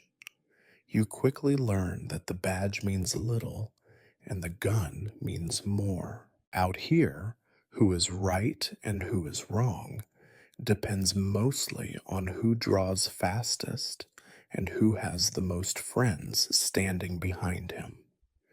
When a crime happens, a horse stolen, a man shot, a store robbed, the law arrives late, if at all. Sometimes you find the sheriff in town, deep in his cups, claiming he is too busy to ride out. Other times, he rounds up a posse of volunteers, men with their own grudges and shotguns, more interested in settling scores than in seeing justice done. By the time they reach the scene, the guilty are long gone, and the innocent have learned to keep their mouths shut. You have seen what passes for a trial: a crowd in front of the saloon, everyone yelling, the sheriff playing judge, jury, and executioner all at once. Evidence is a story told loudest, and sentences are carried out before the dust settles. Sometimes it is a beating, sometimes a warning, sometimes a rope thrown over the nearest branch. You do not get a lawyer. You do not get a second chance. You get what the crowd thinks you deserve, and then some. Most men do not bother with the law at all. Disputes are settled quick and quiet, a fist in the dark or a whispered threat. You watch your back, trust no one, and sleep with your hand close to your gun. Out here, justice is a private affair, and then everyone has their own idea of what is fair. There are stories about marshals, men who ride in from nowhere, clean up the town, and vanish before dawn. You have never met one. The few who tried to bring order left as quickly as they came, broken by the stubbornness of men who have lived too long without rules. The land is too big, the people too wild, and the problems too many. Most days you are grateful for the distance between you and the law. Other days you wish there was someone, anyone, who cared enough to keep the peace. Sometimes the boss decides to play sheriff. He hands out justice with his fists or his boots or the threat of being fired. If someone steals, the boss deals with it. If someone fights, the boss breaks it up or lets it play out, depending on his mood. The ranch has its own rules, written nowhere, known by everyone, enforced by fear. You follow them because you have no choice. You learn to mind your business, keep your head down, and stay out of other people's trouble. If you see a crime, you look the other way. If someone wrongs you, you handle it yourself or you let it go. The sheriff might wander by once a month, ask a few questions, shake a few hands, and ride off again. Nothing changes. Nothing ever does. You realize after a while that the law is like rain in a drought, always promised, never delivered. Out here, the only order is what you can enforce yourself, and the only justice is what you can live with. Men who rely on the law end up disappointed. or dead, or both. You think about the stories you heard back home, the ones where the good guys win and the bad guys get what is coming to them. You laugh if you have the strength. Out here, nobody wins. There are no good guys, just survivors and the unlucky. So you keep your eyes open, your mouth shut, and your gun close. That is the only law that matters, and the only order you can trust. You might think about old age now and then, in the quiet hours before dawn, or during the long ride back from town. The truth is, out here, most men do not get the luxury of growing old. The range chews you up and spits you out, leaving little behind but bones for the buzzards. But a few make it, limping their way into old age, dragging behind them more aches than memories, and discovering the West has no use for men who can no longer swing a rope. You can always tell the old cowboys. They walk with a stoop, every joint creaking like a fence gate in the wind. Their hands are gnarled, skin weathered to leather, faces scored deep with lines that map every year spent under the sun. Teeth are a luxury few can afford, and most old men chew their beans with gums, or just swallow and hope for the best. The stories they tell are long, slow, and sometimes true, but most are as faded as their shirts. Old cowboys haunt the edges of ranches and towns, doing odd jobs if they are lucky, begging if they are not. The boss does not want them, no one does. Young hands call them old timer or grandpa with a smirk. If you listen close, you can hear the bitterness in the laughter. Once, those old men did everything you are doing now. They rode farther, worked harder, drank more, fought meaner. Now they are left behind, ghosts in the daylight, waiting for someone to notice or remember. Sometimes you find a place for a while. You feed chickens, mend fences, scare away coyotes with an old rifle that barely works. The pay, if there is any, is barely enough for a meal or two. You watch the ranch owner's children run wild, laughing at your limp and your cough. At night, you sit on the porch, staring at the horizon, remembering a time when you thought the world might still have something to offer. Friends are few, and most are just as broken as you. The talk is all about who died last winter, who disappeared in the spring, who got lucky and made it to a son or daughter's house in the city. Most never write home. There is nothing to say. The life you lived is not one they want to hear about, and the West you remember is gone, replaced by barbed wire, new roads, and strangers who do not care who built the fences or broke the horses. You have no savings, no land, nothing to call your own but the clothes on your back and a few stories worn thin from telling.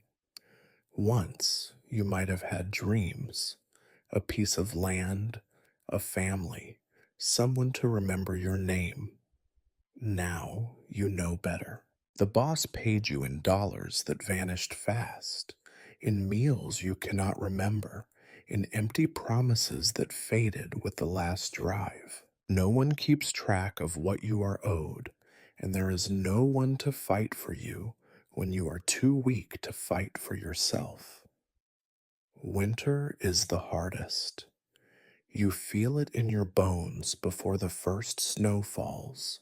The cold creeps into your joints, your chest, your heart. You cough more, sleep less, and wonder if you will see another spring. Some men just lie down one night and do not get up. Others disappear, walking out into the wind, looking for something they will never find. The rest just wait, sitting in the sun, eyes closed, letting the world pass by. Sometimes someone brings you a meal or a bottle or sits with you for a while, listening to the same story for the 100th time. You are grateful, but you know it will not last. The new hands do not care. The boss pretends not to see you. The world keeps moving, and you are left behind. You realize, too late, that the West was never meant to be a place for old men. The land is for the young, the strong, the foolish. The rest are just reminders that time wins every race. You try not to be bitter, but it is hard not to envy the ones who died young, who went out with their boots on, who never had to watch the world forget them. Now, when you look back, you see a life of work, dust, hunger, pain, and brief moments of rough joy. You see faces you cannot name, places you will never return to, mistakes that no one will remember but you. You have outlasted your usefulness, and you know it. In the end, you are just another old cowboy, alone on the edge of town, waiting for the sun to set, hoping someone remembers your name when you are gone. But you know better than to expect it. Out here, even memory is just another thing the wind carries away. The end does not come with drama or even much warning. There are no heroic last stands, no farewells whispered in a circle of friends. Out here, you die as you lived, quietly, overlooked, and more or less in the way. Death is not a visitor, it is a permanent resident, a shadow lurking in every sunrise, a fact as certain as hunger. You have seen it coming for years. It starts slow, sneaking in on the wind that chills your bones and in the cough that will not leave. You tell yourself it is nothing, just a cold, just a bad night, just another pain to work through. You do not mention it to anyone. No one would care. Even you have stopped caring. You watch the world shrink, from the range to the ranch, from the bunkhouse to the porch, and finally to your own battered cot. You have long since stopped expecting visitors. The men you worked with are gone, scattered or buried or vanished on the trail. The boss does not come to check on you. He barely remembers your name. The new hands pass you without a nod, stepping around you like a patch of mud in the street. The cook leaves a bowl of beans now and then, but you eat less every day. Hunger is a memory, like laughter or rain. When your time comes, you feel it as a kind of relief.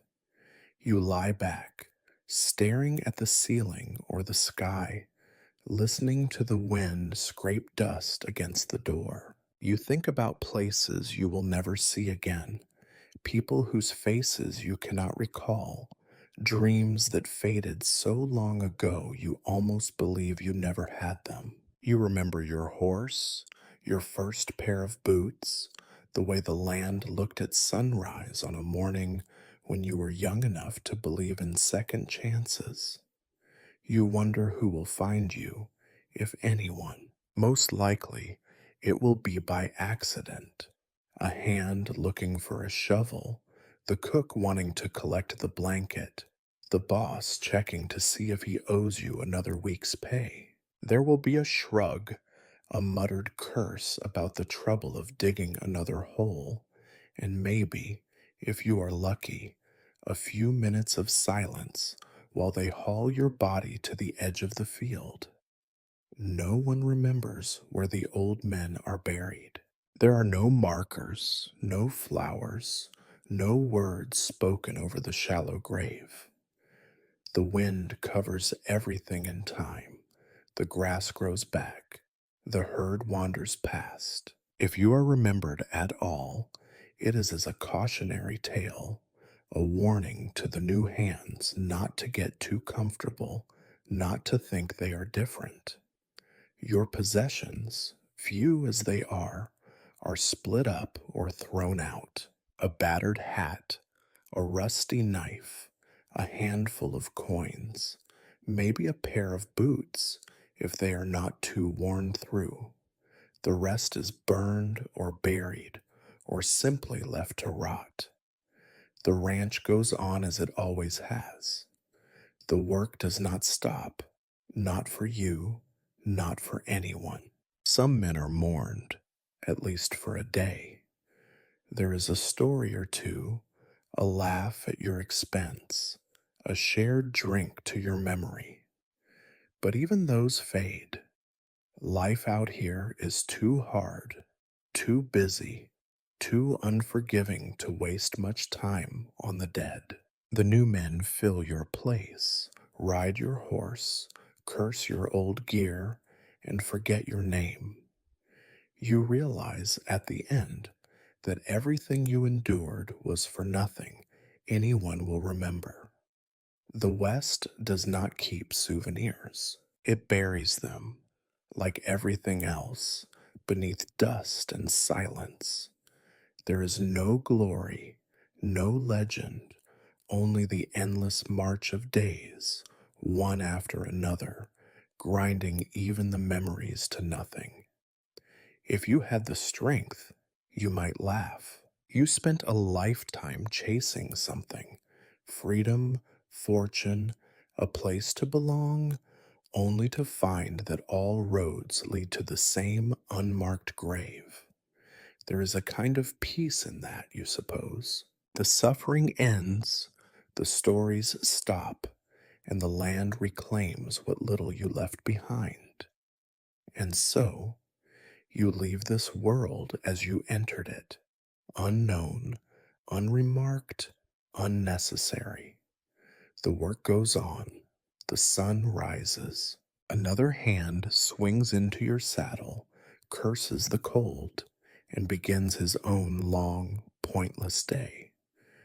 Out here, the only thing that lasts is the dust. Everything else, even your life, blows away with the wind.